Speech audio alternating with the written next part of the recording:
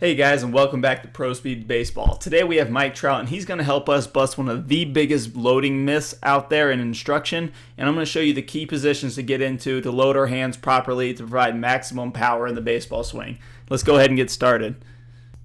Now, the myth that Mike's going to help us bust today is the myth where we have to walk away from our hands to load. Now, what the walk away method teaches, say we were to tie our hands up, and we're going to tie a rope to a wall, and this rope would be fully tightened so our hands couldn't budge. And what we'd want to feel like in the walk away from our hands loading method is we leave our hands in this position as we stride forward, and our whole body comes forward, and our hands would not move from here. So if we were to take Mike forward, his hands would stay in this circle, and we can clearly see his hands come way out of the circle, so he's not walking away from his hands. Now, if you're having a lot of trouble getting to inside pitches, or if you make the adjustment for the inside pitches and then you have trouble getting to the outside pitches, this is probably going to be the reason why, is because we're letting these hands get too far away from our body in the load. This loading method kills our swing in a couple different ways. The first way is if we leave our hands in this circle, we are now going to separate way too much from our body, and we can see when Trout's lead foot lands, his head has to come forward with him. So now his head would be right here and his hands would be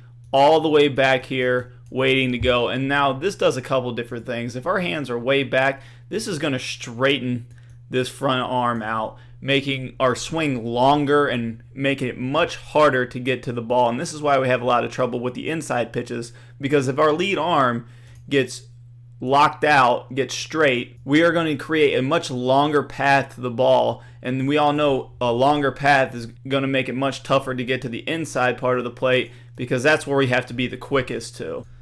Now, the other big problem this walk away from the hands method creates is that to physically leave our hands in this circle, we would have to rotate our upper body significantly to give room for our hands to stay back, and this would turn our upper body to where our numbers were almost showing to the pitcher if we were to literally leave our hands back. And this now buries the hands behind the body, creating a much longer route and longer swing path to get to the same spot we would be in if our hands were in the proper position. This also makes it very tough to be versatile hitting inside and outside pitches. It turns you into a one-pitch hitter, and we all know, especially when we start moving up in the levels, we need to be able to hit every pitch in every place. So to fix this, we need to stop thinking about leaving our hands in a certain place and start thinking about where we want our hands to be in conjunction with our body. We can see Trout here, he actually is already a little loaded up here. He already has his hands back into a really good position.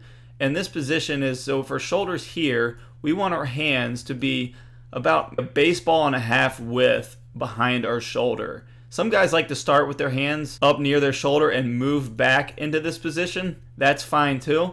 But this is going to be about the extent of our load. If we get any further behind this baseball and a half length between our shoulders, we're going to end up straightening this front arm and running into that walking away load position problems that we just talked about. Now, conversely, if we take our hands in too much, the more we take our hands in towards our head, yes, we'll be shorter, but we're going to lose a lot of power. So what we want to do is we want to find this happy medium where we have our hands about a baseball and a half width behind our shoulder to where we can stretch out our muscles enough to gain a lot of power, but still be plenty quick enough to get into the zone with a lot of bat speed.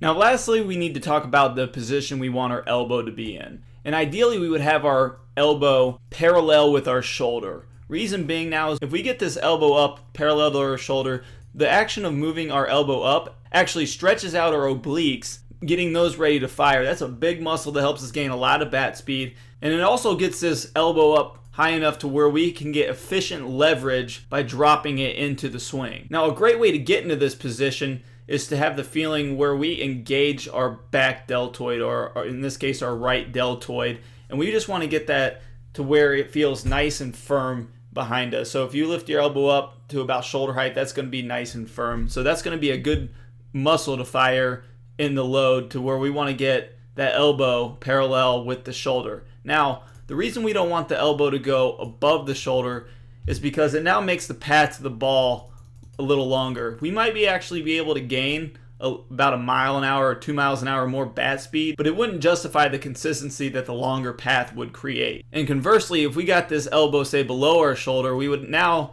lose out on a lot of that stretching of the obliques that we got to get those ready to fire, and we'd also lose out on the height of the leverage we'd be able to build into the swing. So ideally, this is parallel with our shoulder, giving us the most powerful and consistent way to get through the zone. Hey guys, I really hoped you enjoyed this video, and if you did, go ahead and click on this link that's popping up in your screen right now and subscribe, or in the link in the description below. Plus this video on Google. That kind of stuff really helps us grow this channel to get more videos out to you guys. And if you subscribe, you're going to be one of the first ones notified about new instruction coming out. Thanks again so much for watching, guys, and look forward to working with you much more in the future.